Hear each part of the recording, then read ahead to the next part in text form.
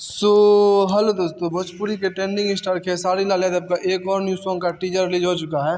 जी हाँ दोस्तों, आप लोग सही सुन रहे हैं। भोजपुरी के ट्रेंडिंग स्टार खेसारी लाल यादव का एक और न्यू सॉन्ग का टीजर रिलीज हो चुका है।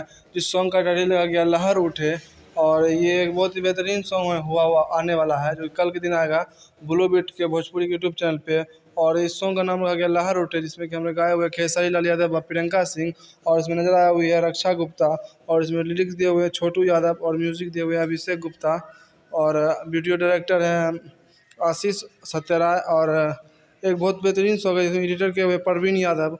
और ये एक सॉन्ग का नाम रखा गया लहर उठे, जो कि इसका ऑफिशियल टीजर रिलीज हो चुका है ब्लू बीट के यूट्यूब चैनल पे।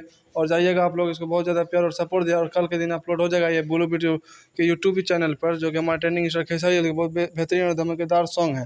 जाइए आप लोग इसको बहुत ज़्यादा प्यार और सपोर्ट दीजिए, और हम फिर से मिलते हैं एक और नई वीडियो के साथ। अगर ये इन्फॉर्मेशन अच्छा लगा वीडियो को लाइक और चैनल को सब्सक्राइब कर लीजिएगा। फिर से मिलते हैं, तब तक के लिए बाय।